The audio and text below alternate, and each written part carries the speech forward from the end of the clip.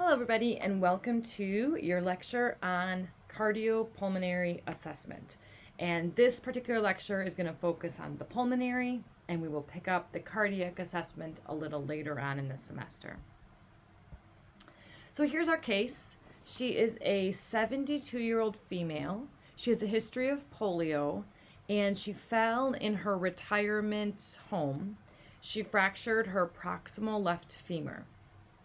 She was found immediately because she'd used an emergency call cord in her apartment, and she underwent an open reduction internal fixation with spinal anesthesia 3 days earlier.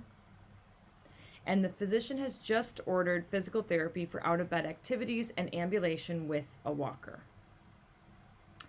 You can see in your note packet information you gathered from the chart review.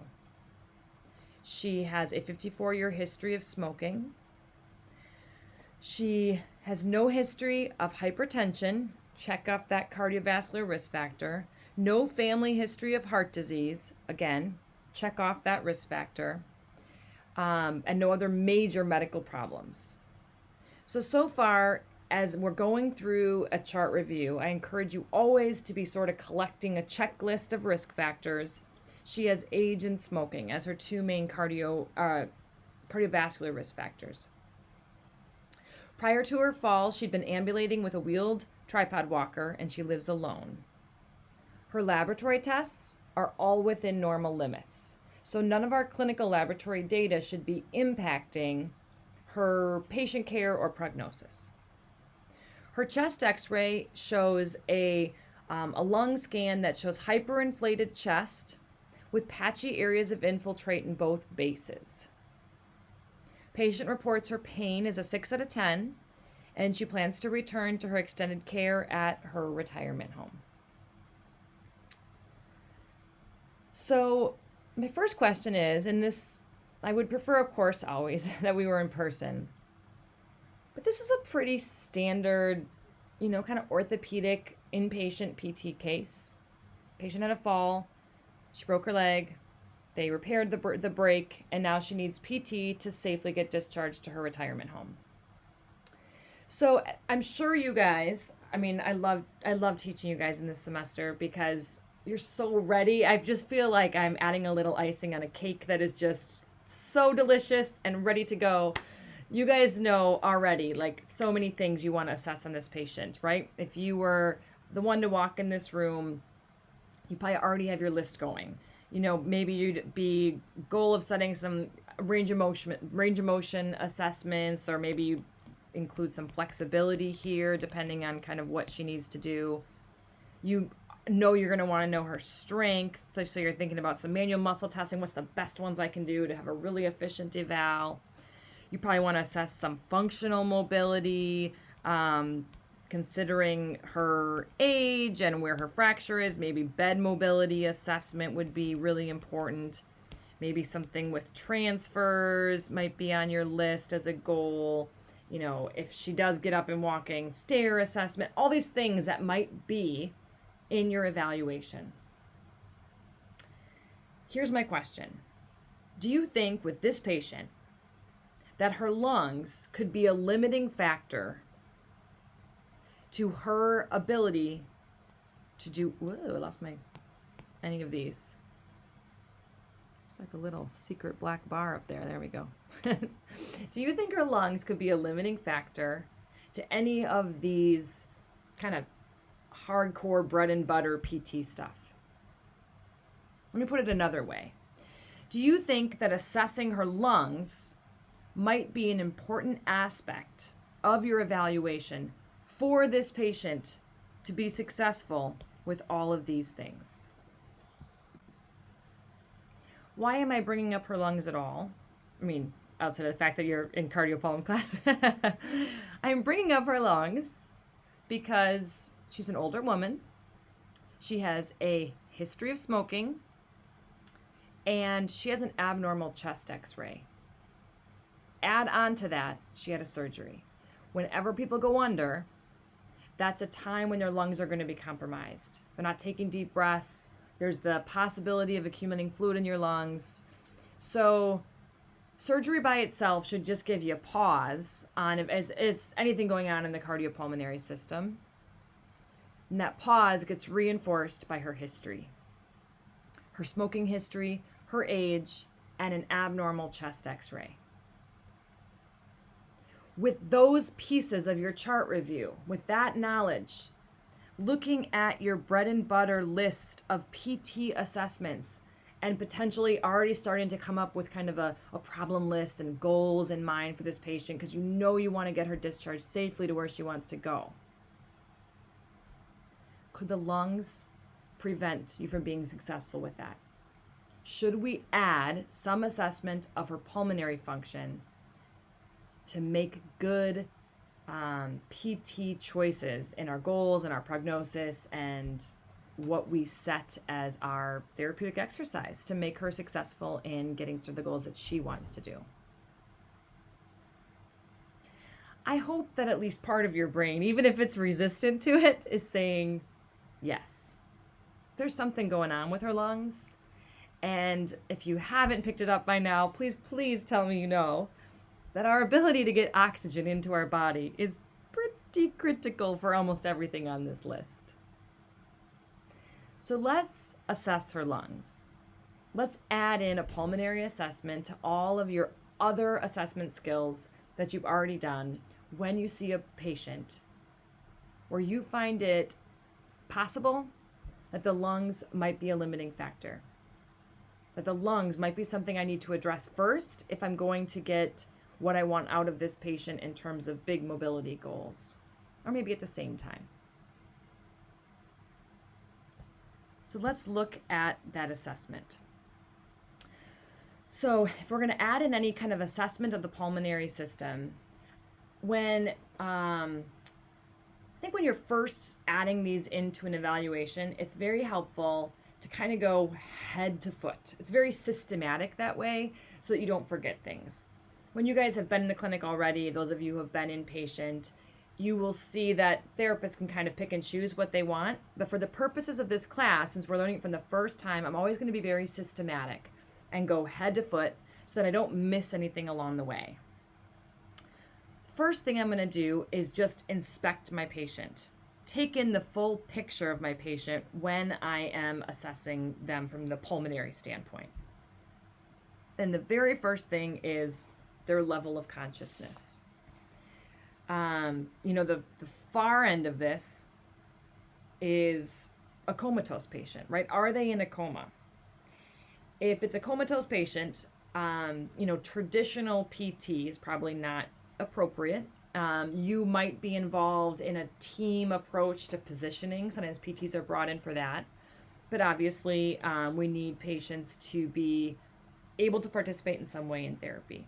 So when you're assessing their level of consciousness, you can kind of see the range listed in your notes from alert to agitated, might be a barrier. Confused can be a huge barrier to therapy. It's really important to know how well they're following commands, to know if you are safe during therapy. And it might be that you still need to do therapy if they're poorly following commands. So you might need more bodies in there. The decision on whether or not therapy is safe will be very dependent on the safety of their lines. So if they're confused, agitated, and on ECMO, like a big circulatory support, big tube, that you might really need a lot of hands to be safe in getting that patient up, or it might not be safe. That might be the clinical decision that you make. So first off, kind of just what is their level of consciousness? The next thing you take in as soon as you see your patient is their body type. And you can get some very early suggestions about your patient based on their body type. You can think of their body type as a very indirect measure of nutrition, to kind of see where they are on the spectrum, and your first kind of ballpark of their exercise tolerance. So you can see I put the two ends of the spectrum on this slide for this discussion. Is your patient obese? If they are obese, and we will talk this through in this class if this hasn't already been brought up to you, they have a lot of restrictions to their pulmonary system because of the physical weight on their chest. In fact, obese individuals often present with restrictive lung dysfunction. If you remember from pathophys, the restrictive lung is the one that's hard to get air into. That body weight is so much weight on the chest that it's hard to push, suck the air in to lift that weight off the chest wall. So this might impact exercise tolerance. Just the mechanical work of moving an obese body in addition to potential pulmonary dysfunction. The other side of this slide is showing a cachectic individual, someone who is likely to be extremely weak due to muscle wasting. Someone who is very, very thin and has very low muscle mass is also going to have a poor exercise tolerance due to muscle weakness and inability to create force necessary to support their body. Just on, body type alone. The next thing to take in, as your eyes are doing your visual assessment, just your basic inspection, is their posture. The first one on your list is to notice, and you might notice kyphosis and scoliosis further into your evaluation, but a severe kyphosis, as you can see, would be obvious even on a gross inspection. But severe abnormalities to their skeletal structure can limit the functional vital capacity. So someone with severe scoliosis or kyphosis might actually have reduced exercise tolerance because of changes to the vital capacity within their thoracic cage. The posture they are assuming might tell you a bit about what's going on with them in terms of their physiology. So forward leaning with supported arms, as you can see here, is kind of both of these gentlemen are demonstrating. This might suggest increased effort of breathing, stabilizing the upper extremities to get a better activation of accessory muscles to support breathing. If you see forward upper arm supported and increased activation of accessory muscles, this gentleman, you can see very prominent clavicles. That is a hallmark of accessory muscle use to support breathing. So he's got a forward rounded posture, upper extremities are bracing to stabilize kind of the origin and insertion of those accessory muscles to get a better force generation with a stable base of support.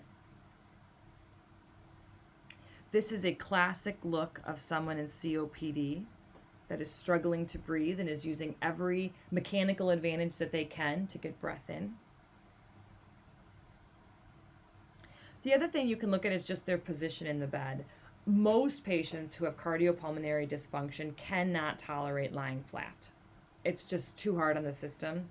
So they will almost always be in sitting or in semi-Fowler's position. So that can also give you some information on the patient.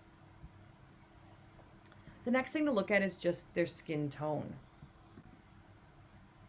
Skin tone gives you kind of a general idea of their level of oxygenation, as well as perfusion to the periphery. How well are they perfusing their skin? This lady has obviously a lot going on. She's on a trach, she's in a hospital, but her color is really good. So right off the bat, I'm going to do all the monitoring and I'm going to check. But my gut's telling me that at this point right now when she's sitting there, her oxygen levels are pretty good because of her color. So cyanosis would be evidence of poor oxygenation. That's kind of a bluish color. It's most common in the lips and fingernail beds. You can see this, boy, I was going to call him a gentleman, but I think he's a boy. It clearly has some oxygenation issues. You can see the bluish hue to his cheeks and to his lips.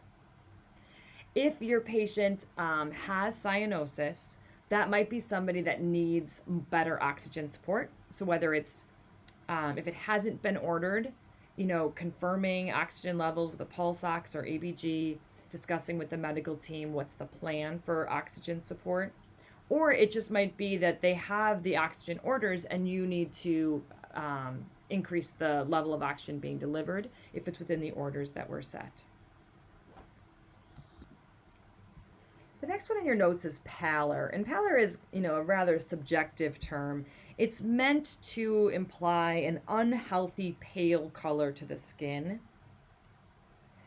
The places where you kind of see this the most, like general pallor, would be lips, tongue, their palms, patient's mouth, their mucous membranes can just get very pale and kind of absent in color. This can also be evidence of poor oxygenation. This also can be evidence of increased sympathetic nervous system activation. So if you have very high SNS tone, the sympathetic nervous system causes vasoconstriction everywhere. So if you vasoconstrict all the little blood vessels in the skin, you can lose color in the skin. So someone who is suffering from hemodynamic instability will likely have a big sympathetic activation because the body's doing everything in its arsenal to try to support the central pressures of the body. And by doing that, that high sympathetic tone will maybe manifest itself in a visual way as pallor in the skin tone. So certainly this is not diagnostic. This is not diagnostic. This is first impressions. When you walk in the door, the information you're gathering from all these little things you can just visually take in can guide you and direct you and confirm things that you got from your chart review and your clinical laboratory data assessment, or give you pause and maybe make you want to review something before moving forward if they don't look the way you expected based on what you read in the paper, I guess it's not a paper anymore, in the computer chart review. I almost forgot, I always include this because pallor is one of those things that's really hard to put your finger on. So if it helps you, vampires typically have pallor. So these two beautiful people who like to drink your blood can help you remember pallor as a sign of poor oxygenation and potential hemodynamic instability resulting in a higher sympathetic tone. Although they look pretty happy, so I don't know, maybe they're fine. Thirsty, but fine. All right, other signs of distress that you can take in. I have these listed in your notes. Nasal flaring. This gentleman obviously has some sweating issues going on. Paleness, either focused or enlarged pupils, can all be signs the patient is in some kind of distress. The next thing you're going to look at is just an evaluation of their chest. And let's first talk about this as just a static assessment. So not even taking in the movement of all the breathing, but just what is the positioning of the kind of bones of the chest wall. So on the slide, you can see what you see from the outside. And I like this because they sort of drew in some of the key elements. And from the outside, you can observe the clavicle and the suprasternal notch. You can see this lower costal margin, and the costal angle, or sometimes referred to as the subcostal angle, is this area between the xiphoid process and the right and left costal margin. So you can appreciate all this from the outside, but what you're really thinking about is what's going on the inside. And some key things that give you information about the patient. One is just the rib angles, and that's kind of the degree to which the ribs bend along the side. And we don't measure these, but I'll use numbers to illustrate my point. Rib angles should be like less than 90. And when your chest is chronically hyperinflated, you're holding on to way too much air, you got that big barrel chest, these rib angles become greater than 90 degrees. So if you see a real broadening of the chest in the anterior to posterior direction, that's indicative of hyperinflation. That subcostal angle, right kind of here, that spot between where the xiphoid process meets the costal margins. If this angle is increased, an increased subcostal angle, that is evidence again of hyperinflation. For whatever reason, I try to review whenever the new board review books come back to make sure I'm giving you guys as many nuggets along the way. For some reason, this one loves to be in the board's review books. Maybe put a little star by this guy. Increase in the subcostal angle is evidence of hyperinflation. I think clinically, these two things kind of come together in sort of a global static assessment, but the people who make the review questions seem to like this one. So an increase in the subcostal angle is evidence of a hyperinflated chest. Intercostal space, right, is the space between the ribs, and in a healthy lung, this space should be broader on the posterior side compared to the anterior side. When you are hyperinflated, you have a broader intercostal space in the anterior direction. So you lose this difference between the two. So if you're comparing front to back. Which leads me to this whole symmetry. Symmetry is really important in the thoracic cage and can give you a lot of information. So you obviously look at, right to left. Does it look the same on both sides? But you can also look at the anterior to posterior diameter and the transverse diameters. So transverse diameter is measured basically shoulder to shoulder. So you can think of like, how wide are you this way? Compared to the anterior to posterior, which is front to back, right? Anterior segment to posterior segment is the anterior to posterior diameter. In a healthy rib cage, the anterior to posterior diameter should be about half of the transverse diameter. So the transverse diameter should be about double the width of the anterior to posterior. In chronic hyperinflation, these two end up equaling each other. You are just as wide side to side as you are front to back in a rib cage that is chronically hyperinflated. So just looking at the skeletal arrangement, even before you start taking in the dynamic nature of breath, the asymmetries that you may see from right to left, it is very common to see splinting on one side where you're not fully, you're kind of bent in at one side versus the other from incisional pain is extremely common. So when you look at right to left, you can see one side kind of tucked down because of that incisional pain, and you can take that in visually. Now let's add in the dynamic nature of the chest wall. So when you assess the movement, in addition to the static alignment, you obviously want to take a respiratory rate. If this isn't already in your brain, normal respiratory rate is 12 to 20 breaths per minute. So looking at the breath rate, how deep they're breathing can give you a lot of information. Looking for symmetry of breath. In a normal, healthy individual, the time that we take to inspire is about half the time of our exhalation, which makes sense because at rest, we actively inhale and then we passively exhale, so it takes about twice as long. So a normal ratio is a 1-to-2 ratio. Where inspiratory to expiratory ratios often get thrown off is in individuals who have an obstructive disorder. If you remember from pathophys, obstructive pulmonary disorders have difficulty getting the air out.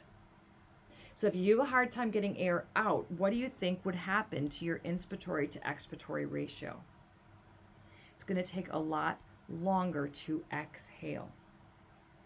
So COPDers classically have like a 1-to-4 inspiratory to expiratory ratio. These prolonged exhalation time periods.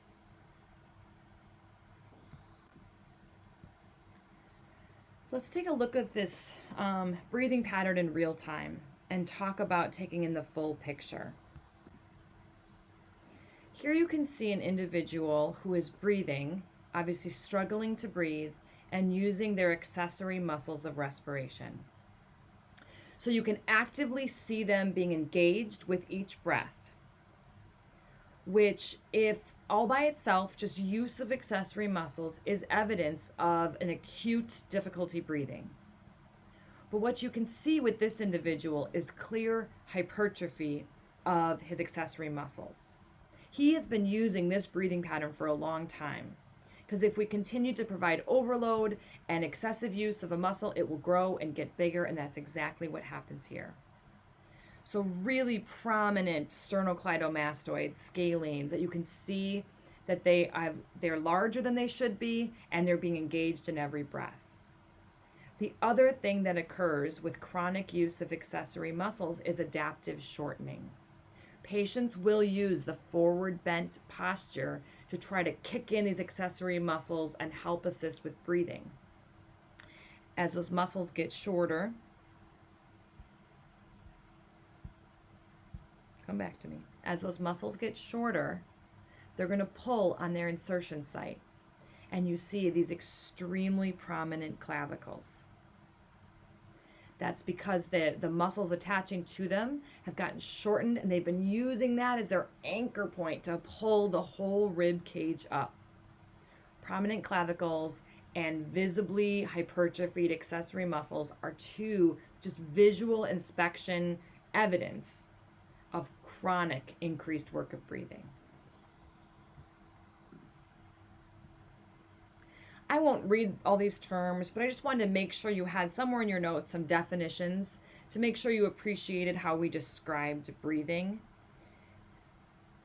Two that I really want to draw your attention to that we'll talk about a lot are tachypnea and hyperventilation, because these are different in kind of one unique way. Both have an increased rate. So both tachypnea and hyperventilation, you'd expect respiratory rates greater than 20 breaths per minute. The big difference here is that a tachypnic breathing pattern is shallow, whereas a hyperventilation pattern has actually an increased depth. So we normally and physiologically hyperventilate when we exercise. We increase our rate and we increase the depth of our breath. It's a healthy, good response. We need it. Tachypnic is a very bad choice, physiological choice. We'll go into the details of why that is so inefficient. But the big difference there is the depth of breath when you're using a descriptive term for those breathing patterns.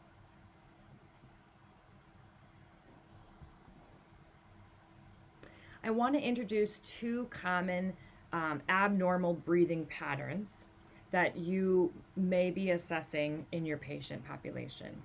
The first is the upper chest paradoxical breathing. And most commonly, we see this breathing pattern in individuals who have a spinal cord injury. So if you have a spinal cord injury above basically the third cervical level, it's unlikely that your diaphragm is receiving any neural signals. So spinal cord injuries, third level and higher, almost exclusively require mechanical ventilation. They would not be able to have the muscles engaged for breathing. If the injury is below the fifth cervical level, typically the diaphragm is innervated.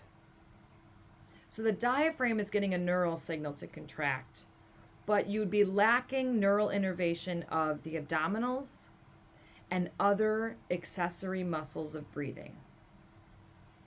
This creates an environment for the upper chest paradoxical breathing. This breathing pattern, when someone takes an inhalation, there is a prominent outward motion of the abdomen because there's no innervation of the abdominal muscles to create that strong abdominal wall, which anchors the central tendon of the diaphragm to create the positioning of the diaphragm to be able to push the rib cage out. So as they inhale, the abdominal area moves outward, and then there is an inward motion of the upper chest. The upper chest gets sucked in. Remember, when we create an inhalation moment, we create a negative intrathoracic pressure. In a healthy individual, the only reason that negative thoracic pressure doesn't suck your rib cage in is because you have the structural support of your thoracic musculature, basically your intercostals. In the absence of the innervation of those muscles, your upper chest gets sucked inward. So with inhalation, the upper chest goes in and the belly comes outward. That is upper chest paradoxical breathing. The second common breathing pattern we see is abdominal paradoxical breathing. This breathing pattern is most commonly seen in patients who have COPD or some other reason why they would have a hyperinflated chest that has flattened the diaphragm. So in a normal chest wall, I don't know why I do that so crazy, the diaphragm has this nice dome shape and it is able to come down and flatten, and that's what creates the negative intrathoracic pressure. In a COPD patient, they have hyperinflated lungs, so the diaphragm is flat at rest. There's nowhere for it to go. So the diaphragm is incapable of generating a negative pressure to ventilate the lungs. Because the only reason the diaphragm works is because it can descend and it will increase the volume, which creates the negative pressure. If the diaphragm doesn't have anywhere to go, it can't create negative pressure out of nowhere. So how does this patient breathe? The accessory muscles take over. The accessory muscles create the negative pressure necessary to pull air in at the pump handle or up here at the top, right? That's where they hold on to. So the negative thoracic pressure is created at the pump handle, not down low at where like the bucket handle motion is. For that reason, when the accessory muscles activate to create the negative intrathoracic pressure, that negative pressure in the upper chest sucks the abdominal area inward. So the upper chest is moving out and the abdominal area is moving in abdominal paradoxical breathing. And this is a result of the dominant source of the negative thoracic pressure coming from the accessory muscles, which pull the rib cage from the top, and there's nothing to stop the abdominal area from being sucked inward. The last breathing pattern that's on your list here is the Cheyne-Stokes respiration. This chart shows you the kind of expected pattern when someone is exhibiting this breathing pattern. There is this waxing and waning of the depth of respiration with periods of apnea in between. So what happens is during this breathing pattern, they get progressively deeper, right? We see a deeper breath here, and sometimes faster. This chart doesn't really show you the increased frequency of breath, but it can be common that the breath gets deeper and faster, followed by a gradual decrease in volume or depth, followed by a period of apnea. So a complete absence of breath, and then the pattern repeats, progressively deeper, deeper, deeper, progressively shallower, shallower, shallower, and then apnea. As it says in your notes, this is a breathing pattern that is seen in critically ill patients, but also in patients with chronic heart failure. You can see this pattern, and in those who have some kind of neurological insult to their respiratory centers can demonstrate this breathing pattern.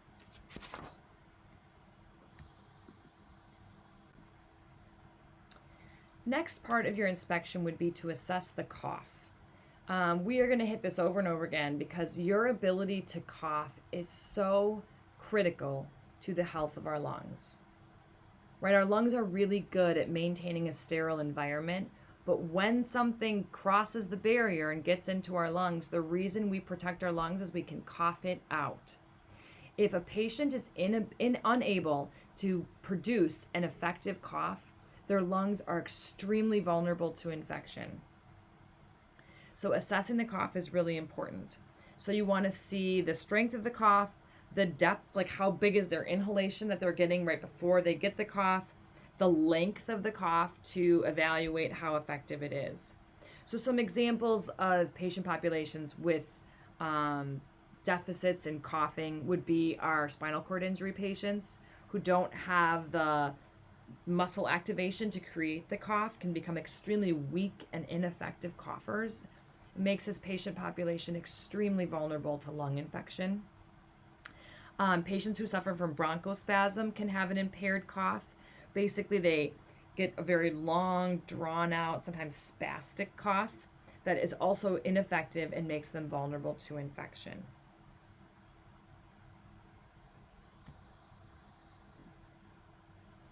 All right, we're going to continue moving down and we're going to look at the extremities. Clubbing is a very interesting phenomenon that's not well understood as to why the body responds this way, but we do know why or what it's associated with. Clubbing of either the fingernails or the toenails, and by clubbing is the change in the depth of the nail bed. The nail beds become concave instead of convex right at the nail bed, is extremely common in pulmonary conditions, and this is a sign of chronic tissue hypoxia. So we'll talk a lot in this class in our case studies that when you walk in the room, evidence of acute oxygenation problems like cyanosis can come and go. That's a really acute sign of hypoxia versus chronic evidence. They have been dealing with this for a long time. Like we already talked about, evidence of chronic work of breathing is accessory muscle hypertrophy. That doesn't happen overnight. They didn't get pneumonia yesterday and have accessory muscle hypertrophy. That gives you a window into their work of breathing for many, many months. Similarly, clubbing is evidence of chronic tissue hypoxia. This does not happen overnight. This doesn't come and go. This is evidence of a chronic condition. Looking at the extremities, you can look at the color of the extremities to indicate circulatory health. You can also look for evidence of edema. So when you might see edema in the lower extremities, obviously there's tons of orthopedic reasons. If there's no orthopedic cause for edema, or maybe even if there is, if it's bilateral, you want to start to think about physiological causes of edema. You guys didn't think you'd get this far into cardiopulm without a little Starling's forces review. I tried to warn you as best I could in pathophys. You cannot escape Starling. It will follow you everywhere you go. All right, so as a brief review, Starling's forces are describing the pressures exerted on the fluid within our capillaries that dictate kind of where that fluid goes. And we have hydrostatic pressure in the capillary, creating an outward force. The proteins of our blood, which is primarily albumin, creates an inward sucking pressure. If these two forces are equal and opposite, there is no fluid movement. But it's not that simple, right? Because there is an environment around this capillary. And you have the hydrostatic pressure of the interstitial fluid, which in theory would be giving an inward pressure, although typically this is usually almost a non-existent force. And then there are the proteins of the interstitial space that would actually be sucking fluid toward them. So if there is lower extremity edema, or peripheral edema, maybe I should say. If there's peripheral edema, it would suggest, especially if it's bilateral, it would suggest that there might be a disruption to Starling's forces. For example, there could be an increased hydrostatic pressure. If this force was greater, pushing out, fluid would leak out, and then you would get edema. An example of a pathology that increases hydrostatic pressure is congestive heart failure, where the heart can't pump enough forward, so fluid backs up in the system behind it, raising hydrostatic pressure. You could have a condition that lowers plasma. Ooh, I just realized right now that I put a C here. Oh, no, that's right. Come on, brain, stay with me. All right. You could have a condition that lowers plasma oncotic pressure. There's less proteins in the blood. If there is less oncotic force, well, nothing is going to be offsetting that hydrostatic pressure, and fluid can leak out because you have less force holding the fluid in. What is a pathology that we see that lowers plasma oncotic pressure? Liver disease. Liver makes albumin. If the liver isn't doing its job well and you have less albumin, you can get edema. So one more layer on our review cake here is that edema can be either pitting or not. So here is a little layer of skin we can add to the outside. And you can put your thumb, here's your thumb, on the outside of that skin, and you can push down. If your thumb leaves a print, that's called pitting edema. If you take your thumb away and there is no imprint of where your thumb was, that's called non-pitting edema. Pitting edema would occur if when your thumb pushes down, that creates an increased interstitial hydrostatic pressure, which would help drive fluid back into the vessel right underneath that thumbprint. So if the cause of your edema can be reversed by changing Starling's forces, by raising the interstitial hydrostatic pressure, you will leave a pit. The times when you don't leave a pit is when the elevation in interstitial hydrostatic pressure that occurs under the thumb is not great enough to overwhelm whatever is the pressure that's causing the edema. The most common example of that is when we see conditions with extremely high interstitial oncotic pressure, such as in lymphedema, where there are so many proteins in the interstitial space that raising the hydrostatic pressure under your thumb can't overcome that force, and the fluid does not move back into the vessel.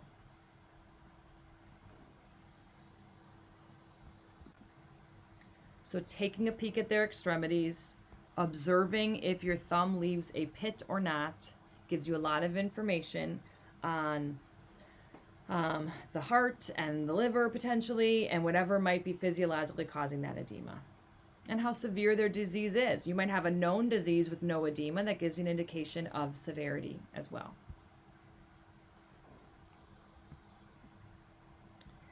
I'm going to try the best I can this semester to keep these individual video segments to somewhere between 45 minutes to 55 minutes, kind of like the time you would sit in 356 before you take a break. So I'm going to just end this video here, and I'll pick up at the next stage of our assessment involving the pulmonary system with auscultation of the lungs at the beginning of the next video. Thank you for your attention.